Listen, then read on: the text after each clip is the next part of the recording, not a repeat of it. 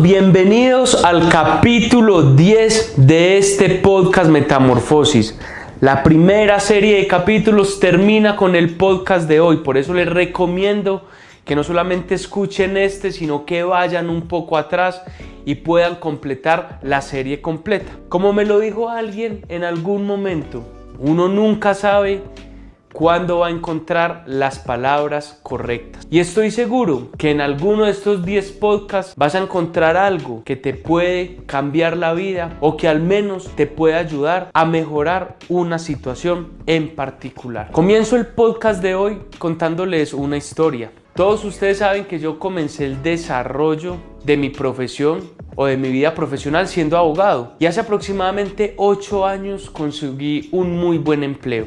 La persona que me lo ayudó a conseguir era una persona mayor a mí, era una persona que yo admiraba, respetaba bastante, y me ayudó, me hizo dar ese gran paso, ese gran salto de calidad en mi profesión. Y hasta ahí todo era muy bien, todo iba muy bien. Comencé a trabajar con esa ilusión de uno tener el primer puesto grande, por decirlo así. Un puesto donde ya me decían jefe, donde manejaba personal, aún era muy joven, pero me sentía preparado para poder llevar ese cargo de la mejor manera. Como les digo, todo comenzó de maravilla. Madrugaba juicioso, contento, enamorado de mi trabajo.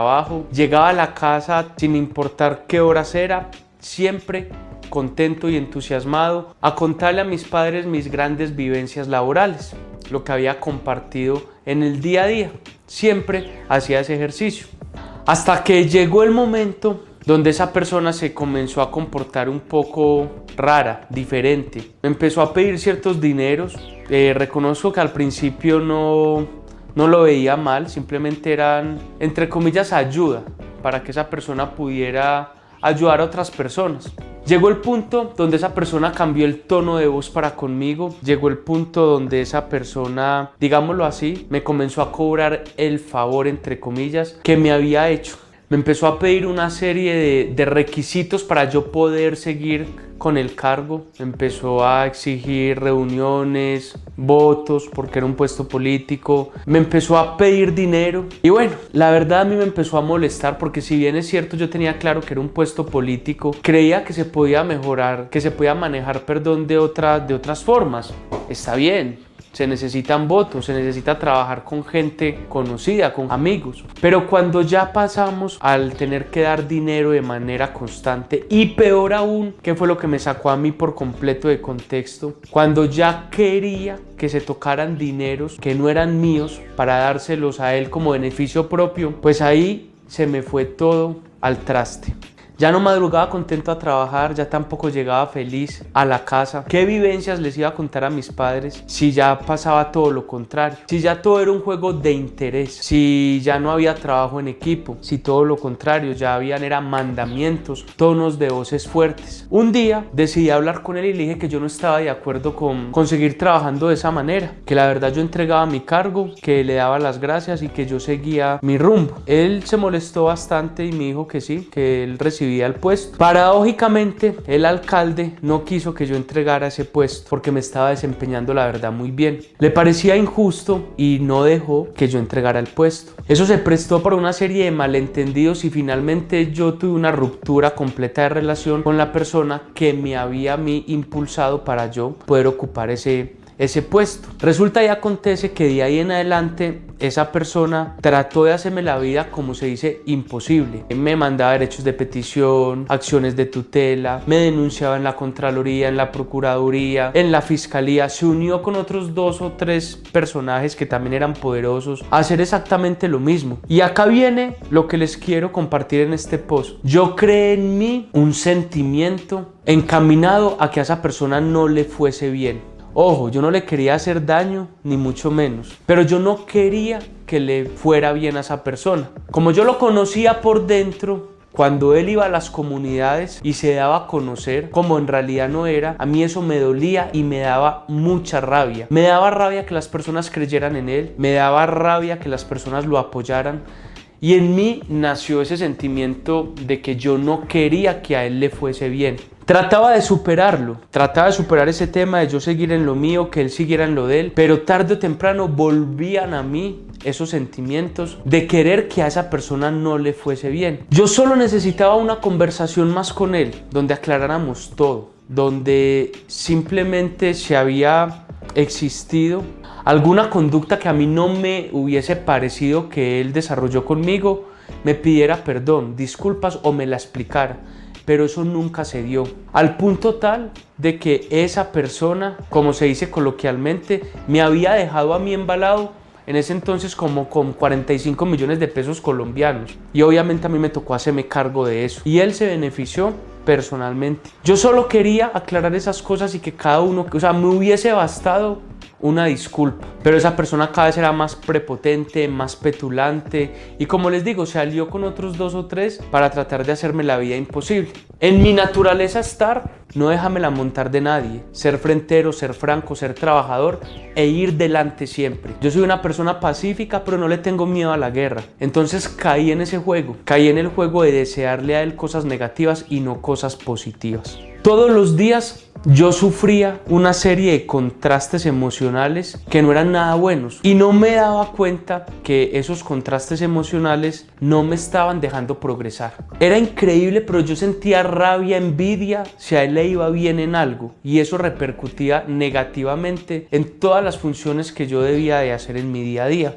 Dejaba de hacer algunas cosas por fijarme en lo que él estaba haciendo. Cambiaba el rumbo de unas de mis tareas para que él no se viera bien en una de sus tareas. Mejor dicho, me dejé dominar por lo que sentía por esa persona. Esa persona me hizo sufrir bastante y yo alargué ese sufrimiento e incluso lo hice más intenso con mi manera de sentir.